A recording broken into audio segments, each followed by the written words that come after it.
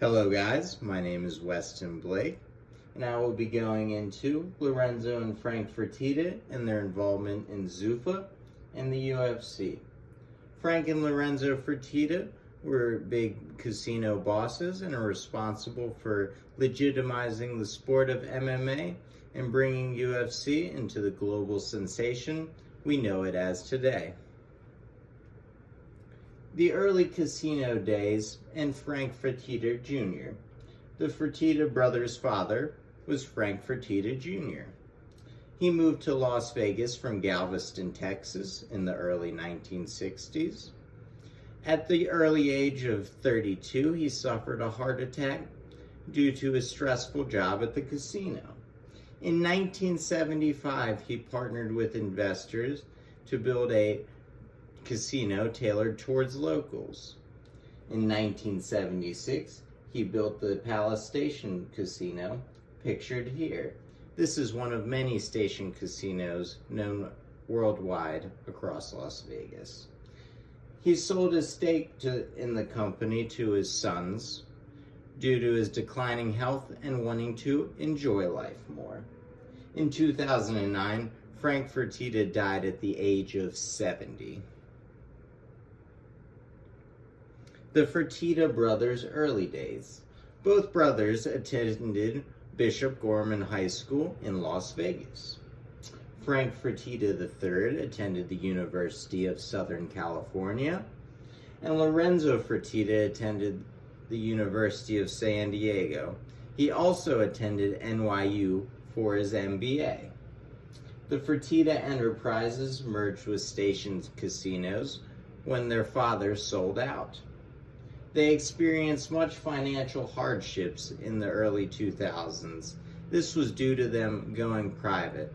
After they went private, they decided to go back public in order to boost funds. The founding of the UFC and early days. The first UFC event was held in 1993 in Denver, Colorado. This was a 16-man tournament-style event where many different martial arts affiliations went up against each other. The winner of the first UFC event was Royce Gracie, where he used jiu-jitsu to overcome all the odds. They were originally owned by Cephomore Entertainment Group. In 1996, the AMA called for a UFC ban. They contributed this sport. They called it human cockfighting, as the rough nature of the sport. In 2000, the UFC lost its streaming rights due to its volatility, and the UFC was on the brink of bankruptcy due to this lack of viewership and lack of funds. There was also very little rules associated with the UFC.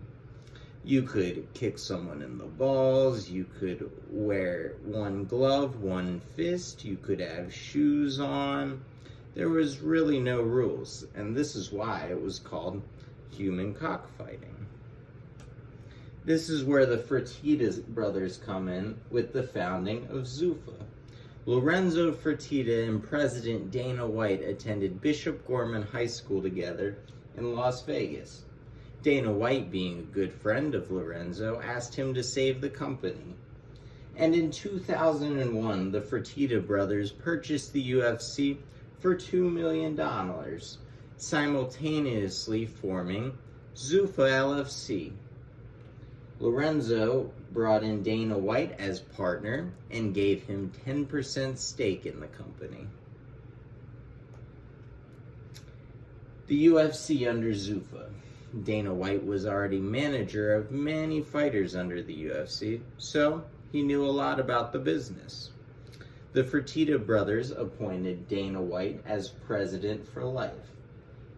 The Fertitta brothers used their connections in the Nevada State Athletic Commission in order to legitimize the sport.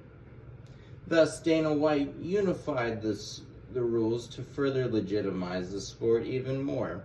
Under the unified rules, it made it less human cockfighting and more an actual sport. Despite these advancements, the UFC still struggled under Zuffa. The Nevada State Athletic Commission opened up licensing in New Jersey, which was the other state besides Nevada that could host fights. The NSAC executive director also became VP at Zuffa, which further legitimized it. But due to lack of coverage, this caused problems in the UFC. This was due to their pay-per-view style format, and it's still being seen as a very brutal sport. Zuffa and the Fertitta brothers invested $34 million of their own money in this sport. They began to grow frustrated with not seeing any return on their investment and sought to maybe close down the UFC if something wasn't done. This is where Dana White comes in with The Ultimate Fighter. Dana White came up with a reality TV show called The Ultimate Fighter. This is where 16 men lived in one house in Las Vegas trying to become the Ultimate Fighter. Two already UFC fighters would square off in the finale for a UFC belt. This was Iceman Chuck Liddell and Randy Couture. The winner of The Ultimate Fighter gets a 6-figure contract in the UFC and the title of The Ultimate Fighter. This show was hugely successful and boosted the views and popularity of the UFC exponentially. This was the fight that really made it famous.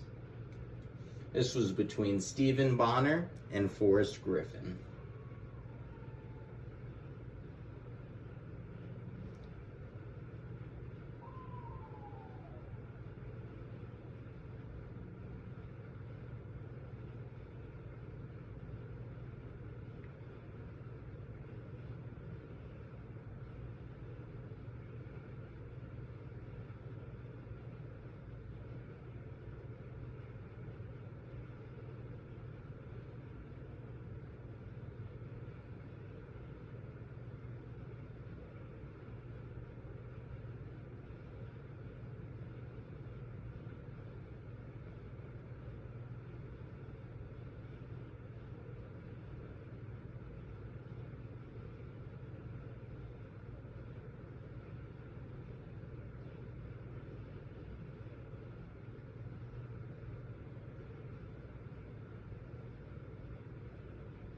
As you can see, this was a wild fight where Forrest Griffin ends up coming up on top, but they both got UFC contracts due to its success.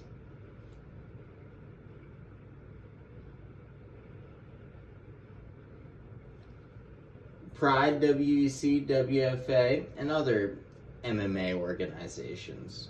The Ultimate Fighter was a great success. Pay-per-view buys grossed $205 million in 2006.